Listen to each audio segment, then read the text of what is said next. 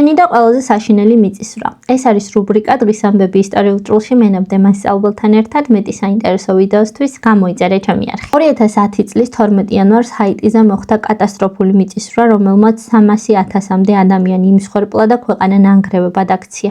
1976 წელს გარდაიცვალა დეტექტივების დედოფალი აგათა კრისტი. 1976 წელს ეკრანებზე გამოვიდა საკულტო სერიალი ბეტმენი, რომელმაც კომიქსების გმირს მსოფლიო აღიარება მოუტანა.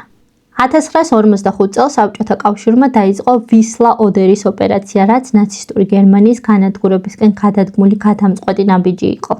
1908 წელს პარიზის ეიფელის კოშკიდან პირველად გადაიცა შორ მანძილზე რადიო სიგნალი. დაიმახსოვრე ერთიანი ეროვნული გამოცდისთვის ვისლა-ოდერის ოპერაცია მეორე მსოფლიო ომის ერთ-ერთი ყველაზე მასშტაბური შედევაა. ეს ვიდეო გავზიარებ მას, ვინც აბარებს ისტორიას ან დაინტერესებულია წარსულში მომხდარი საინტერესო ფაქტებით. მეტი საინტერესო ვიდეოსთვის კი გამოიწერე ჩემი არხი.